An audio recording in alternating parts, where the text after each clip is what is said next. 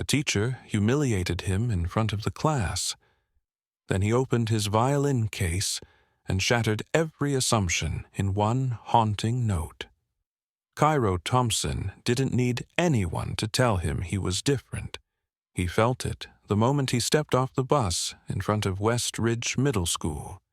The air in Boise, Idaho was dry and sharp that morning, and the sidewalk still glistened from an early sprinkler cycle. Students moved in tight clusters, eyes darting, laughs clipped, backs turned quickly as he passed. No one spoke to him. No one had to.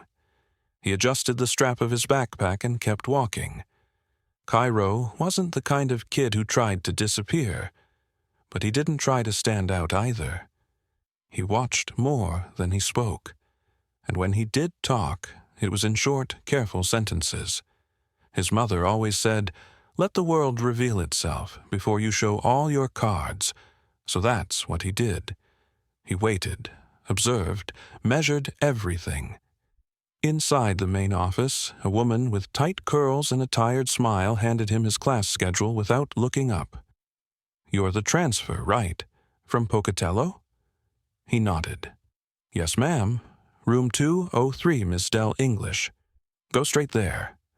No welcome, no introduction, just directions, and that was fine. Cairo didn't come here looking for attention. Room 203 smelled faintly of dust and pencil shavings, the desks arranged in rows, the windows half covered with faded construction paper.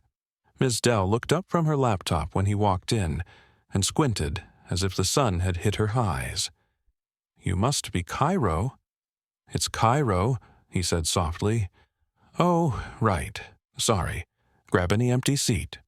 He sat in the back, near the window, next to a kid who didn't look at him once. The class moved on like he wasn't there, and that suited Cairo just fine. But when lunch came around, things changed a little. He sat alone, eating the turkey sandwich his mom had made.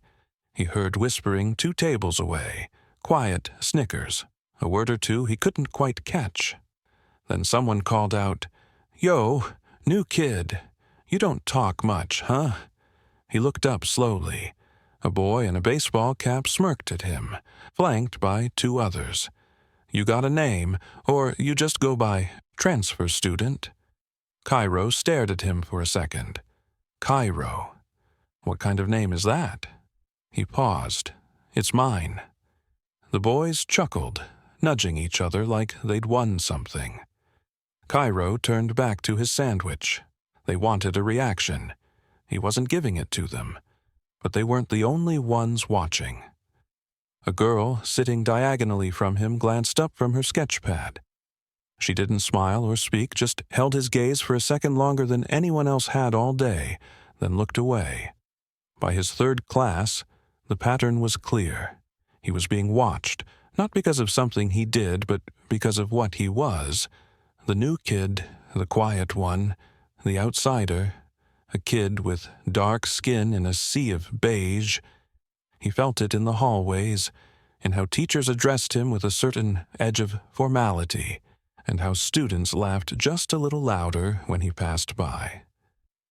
Still, Cairo didn't flinch, not yet. In music appreciation, things took a sharper turn.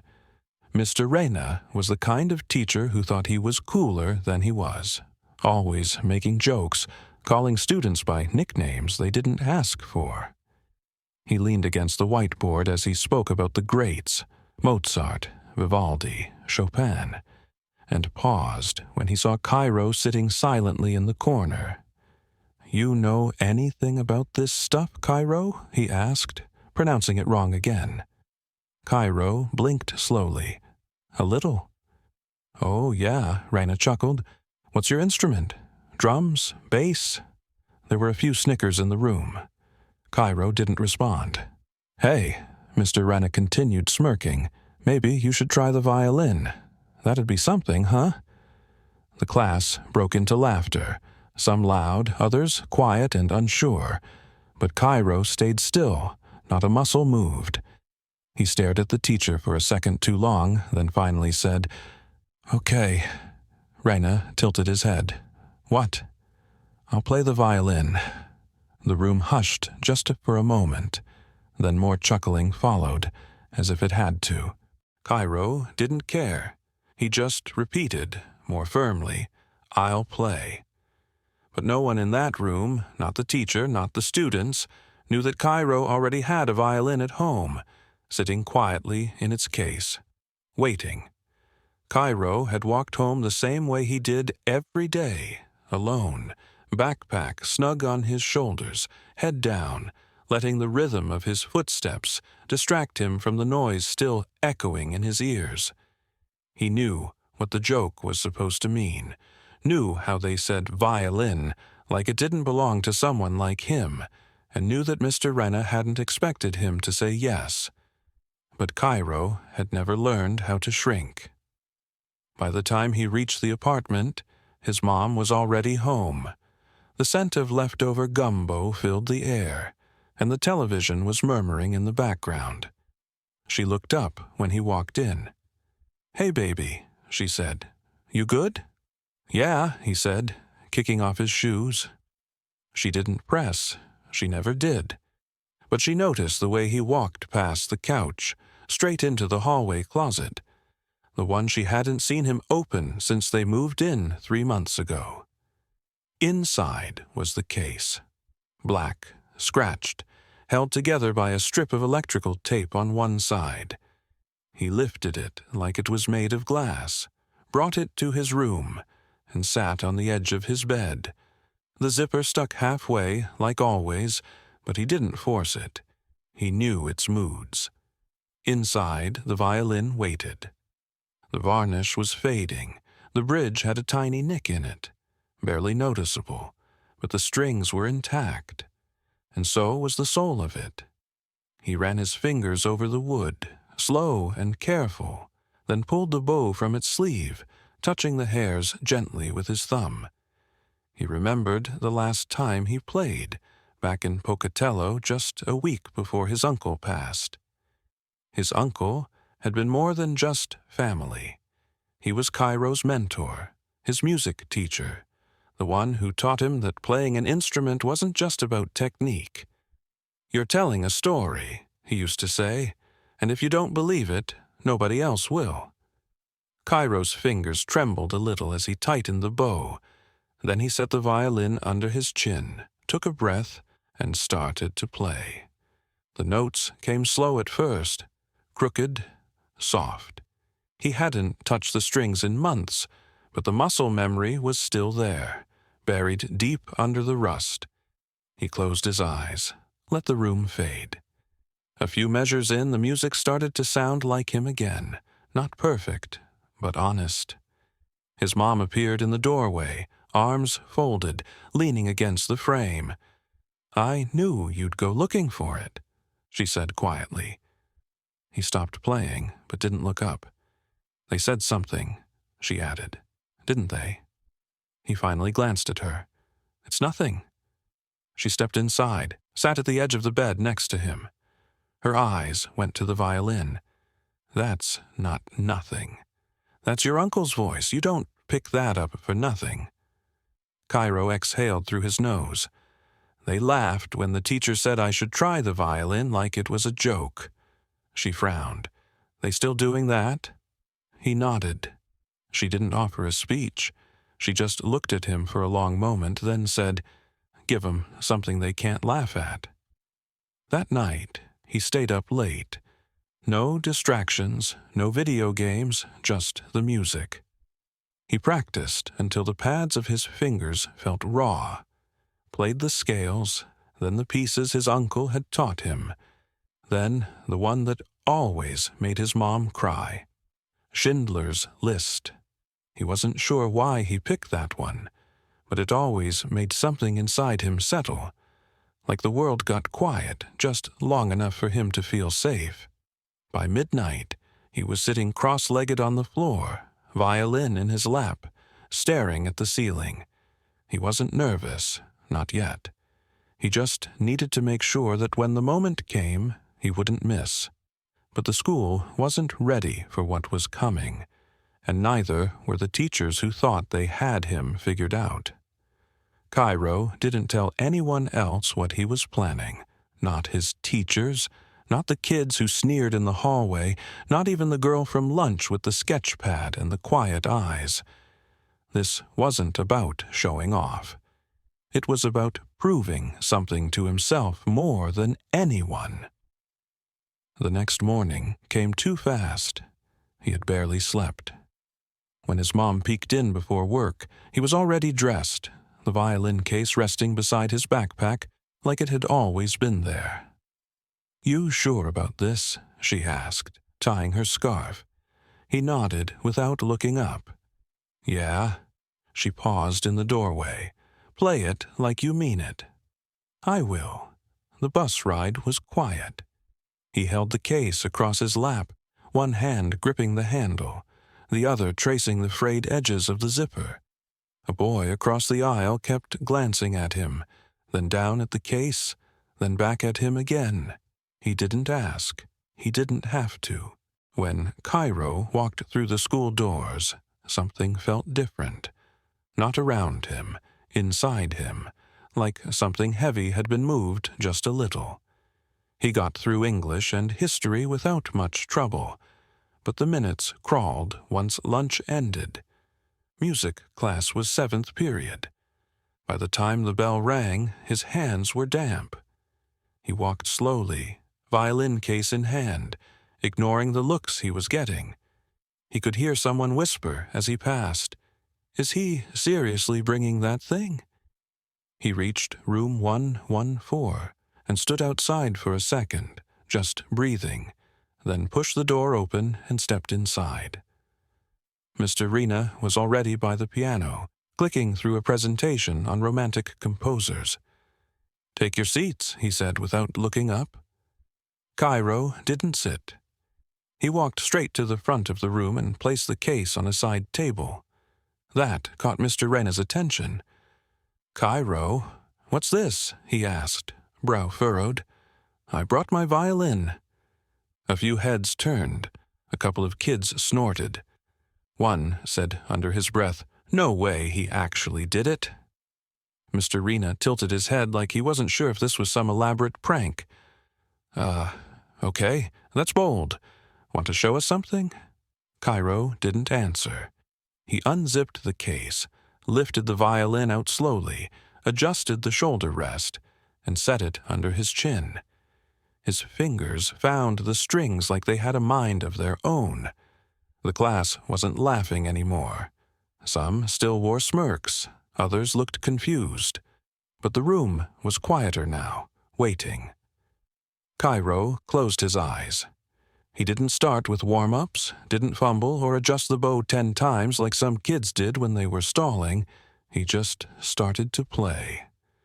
The first note floated across the room, soft, piercing, steady. Schindler's List. Wasn't a piece you played for applause. It was the kind of music that wrapped itself around a room and didn't let go. Every bend of the note, every pause, every trembling vibrato. It wasn't just sound, it was memory, loss, love, fear, grace. All the things Cairo couldn't say pouring out through the strings. By the time he reached the second page, no one was shifting in their seats anymore. Even Mr. Rena had lowered his hand from the keyboard. Cairo didn't open his eyes once. He didn't see the way the girl with the sketch pad had stopped drawing, or how the boy in the back, the one who always cracked jokes, was staring like he was seeing something he didn't have a name for. When the final note fell into silence, it hung there like it didn't want to leave. Cairo lowered the violin, exhaled slowly, and looked around. No one said anything. No one clapped. No one moved. Not because they didn't care, but because they didn't know how to respond. Mr. Rena swallowed. That was something else. Cairo gave a small nod and turned back to his seat. The room stayed silent for the rest of the period, but once class ended and the students poured into the hallway, The quiet gave way to whispers, and Cairo wasn't just the new kid anymore.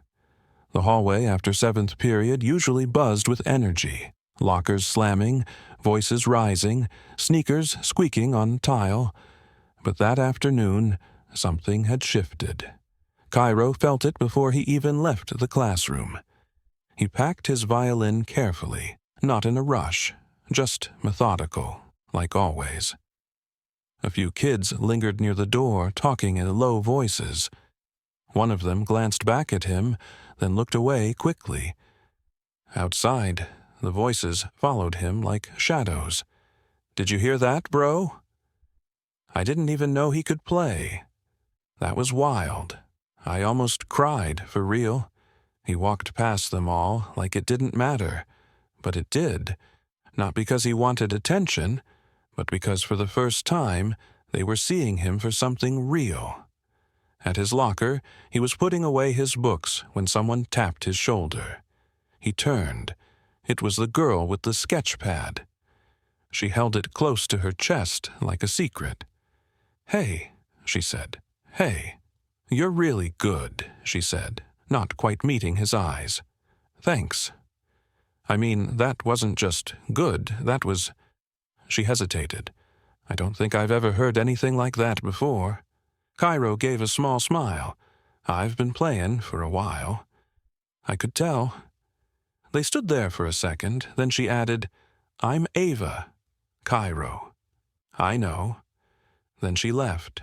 No awkward silence, no giggles, no weird glances, just a short moment, and it was enough.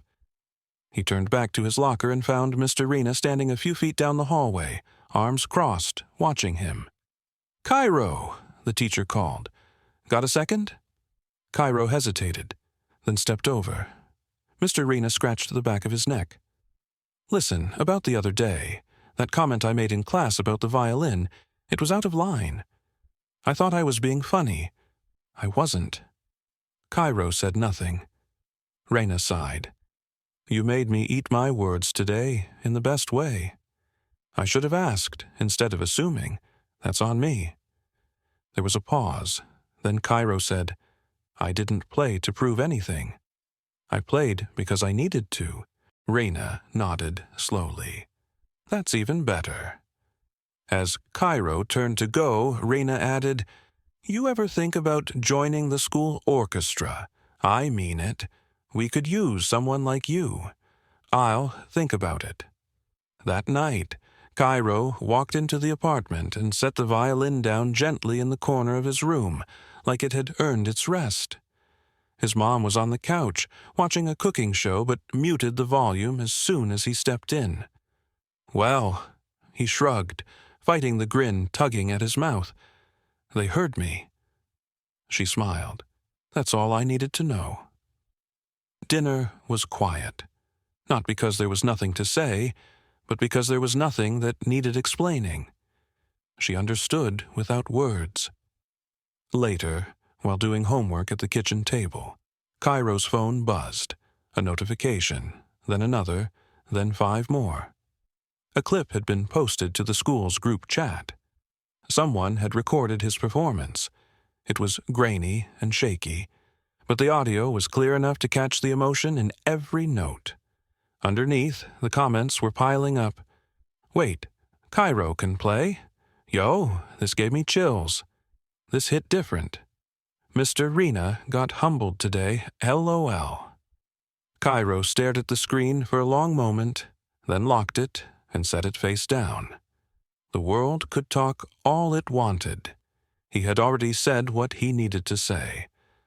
But the attention didn't stop at the school chat, and the next day would bring a surprise that neither Cairo nor his mother saw coming. By the time Cairo got off the bus the next morning, his phone had already buzzed twice.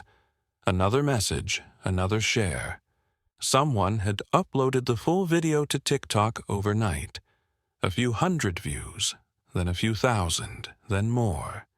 He hadn't even posted it himself. As he walked through the school entrance, he could feel it. Heads turned more slowly. Conversations paused mid-sentence. He wasn't invisible anymore. But it wasn't the uncomfortable kind of attention. Not today. In the main hallway, a few kids nodded as he passed. One girl, who hadn't spoken a word to him before, leaned toward her friend and whispered, "That's the violin kid." He wasn't sure how he felt about the title.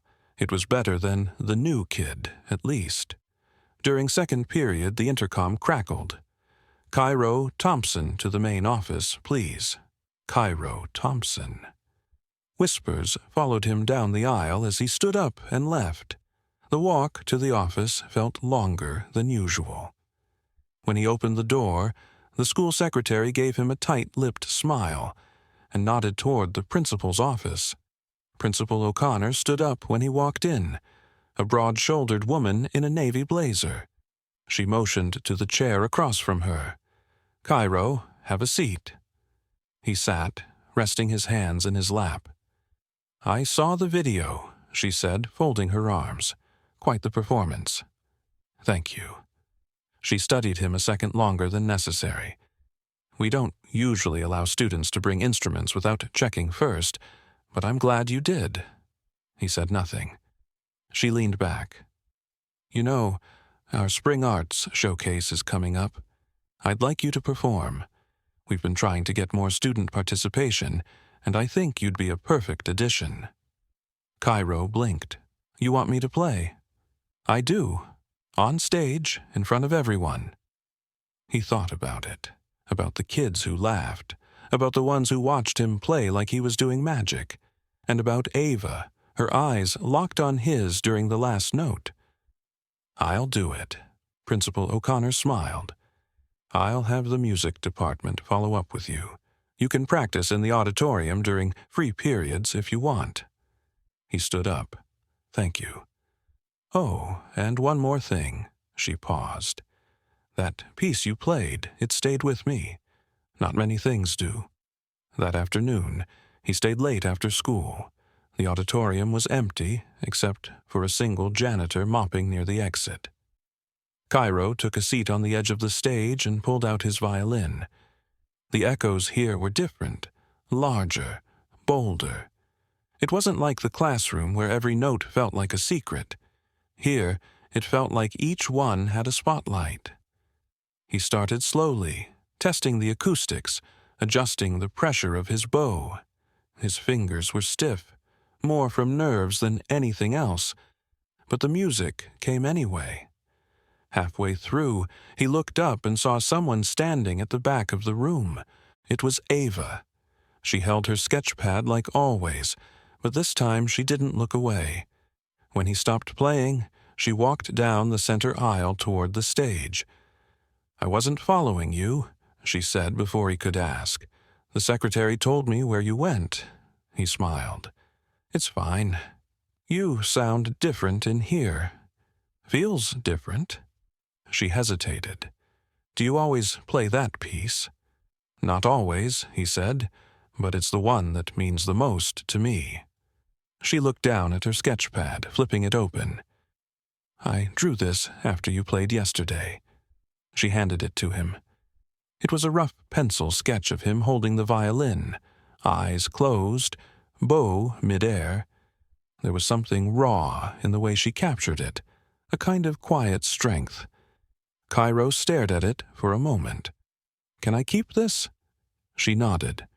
"I made it for you."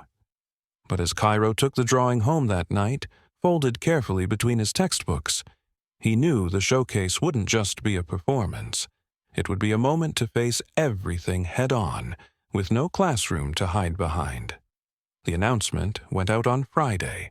West Ridge Middle School's Spring Arts Showcase would be held the following Thursday evening. Posters were taped up in the hallways. The event was always low-key, mostly parents attending out of obligation. But this time, people were actually talking about it. Cairo wasn't used to being the reason for a buzz. He didn't want the attention, not really. But now that it was here, he wasn't going to run from it either. He practiced every day after school. Ava showed up most afternoons. sitting cross-legged in the third row with her sketch pad open on her lap. She didn't say much. She just listened and sometimes drew. Her presence kept him calm, like there was someone else who understood what the music meant without needing to explain it. 3 days before the showcase, Mr. Reyna stepped into the auditorium during rehearsal. He stood by the exit at first, watching.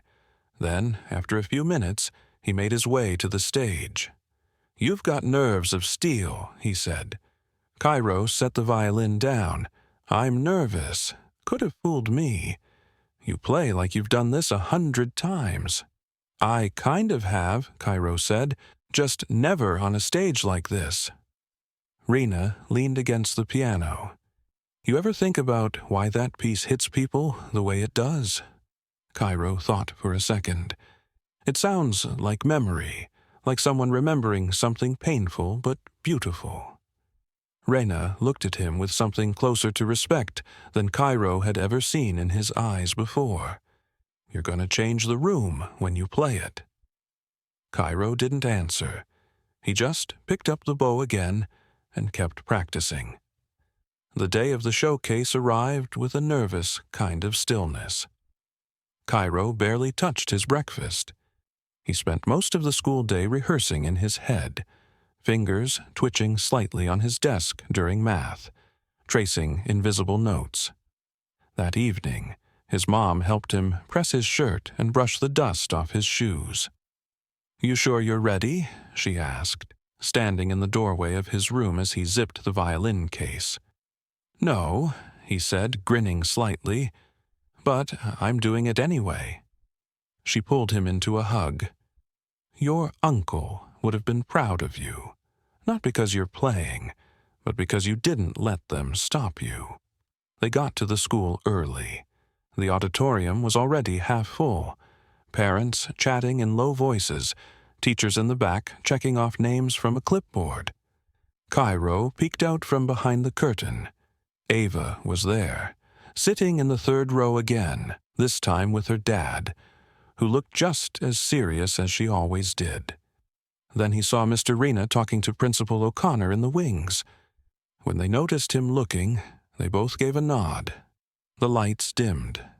Cairo was third on the list. He didn't hear the first 2 acts, a dance routine and a vocal duet. He was too busy trying to keep his hands from shaking. Then his name was called. He stepped onto the stage, violin in hand, and walked to the center under the spotlight. He didn't look at the crowd, not yet. He took his position, bow raised, heart thudding like a drumline inside his chest. The first note came out soft, controlled. He didn't push. The room responded immediately. Silence, the kind of silence that meant people were listening with everything they had. He played slower than he had in rehearsal, letting the music breathe, letting the pauses stretch just enough to make them ache. He thought about his uncle, his mom, the hallway whispers, the comments, the way people looked at him that first week. He let it all come out through the strings. By the time he played the final note, his bow hand was trembling, but his grip never slipped. He opened his eyes. People were standing, not everyone, but enough. Mr. Rena, Principal O'Connor, a few students from his class. Even Ava's dad had stood up, clapping with one hand over his chest. Cairo bowed quickly and left the stage. Backstage, his mom was waiting, her eyes red but smiling. "You didn't play it," she whispered. "You lived it." But as the applause faded and Cairo packed his violin for the last time that night, he realized the real change hadn't happened on stage. It had started long before, the moment he chose not to stay silent. The following week felt like it belonged to someone else. People stopped him in the hallway. Teachers he didn't even know asked about his performance. A group of 8th graders in the lunchroom, usually the loudest and most sarcastic bunch in the school, actually clapped when he walked by. It was awkward, sure, but it was also kind of funny. Mr. Reyna started calling him Maestro, half joking but half proud. And even though Cairo didn't like nicknames, this one didn't sting. It didn't carry the same weight as before. One afternoon, Ava slid a folded paper across the lunch table toward him. He opened it slowly. It was a sketch of the stage, the spotlight, him in profile, violin resting on his shoulder. In the crowd, she'd drawn outlines of faces, no detail, just shadows, all turned toward him. On the bottom, she'd written, "They saw you." Cairo looked up. "You made this." "I watched the video like 5 times, she said. "I wanted to remember how it felt." He tucked the drawing carefully into his binder. "Thanks." "I don't think people forget moments like that," she said, "even the ones who pretend they didn't notice." He didn't answer, but he thought about her words later. Sitting at home with his violin back in its case, thought about how moments don't always shout. Sometimes they whisper loud enough to change everything. The following Friday, Mr. Reyna asked Cairo to speak to the younger music class. Just a short visit, nothing big. At first, he wanted to say no, but something told him he should go. So he did. He stood in front of 20 or so 6th graders, all fidgeting in their seats, waiting for the kid from the video to say something brilliant. But Cairo just stood there, looking at their faces, then said, "When people expect nothing from you, they think silence is your place." The room went still. But silence can't teach them who you are. One of the students raised his hand. "How'd you get so good?" Cairo hesitated. A lot of practice, a lot of nights when it didn't sound right, and someone who believed in me, even before I believed in myself. Another kid asked if he'd be famous one day. Cairo smiled. "I don't need to be famous. I just need to keep playing." After class, one of the younger students caught up to him in the hallway. "I'm gonna ask my dad to get me a violin," the boy said. "I thought it was like boring before, but the way you played it, it was like talking without talking." Cairo thanked him, then kept walking back. At home that night, he and his mom sat on the couch watching a movie neither of them cared about. The violin case was still out, resting against the wall. She glanced at it, then at him. "Ready for the next one?" she asked. He didn't even need to ask what she meant. "I think so," she smiled. "Good. Because people are listening now, not just to the music, but to you." Cairo leaned back, head resting against the cushion. "I didn't think I'd ever be heard here." "You didn't wait for permission," she said. "You gave them no choice but to listen." He thought about that. West Ridge hadn't changed overnight. Not every kid suddenly became kind, but something had shifted. The jokes stopped, the stares softened, and the weight on his chest, the one he didn't talk about, felt lighter now. The violin didn't solve everything, but it opened a door. And now no one could say he didn't belong. Because the truth is, sometimes respect doesn't come when you ask for it. It comes when you play the note no one expected, and you don't flinch when they finally hear it. If this story moved you even a little, take a second to subscribe. These are the stories that remind us who we are and who we can be when we refuse to shrink.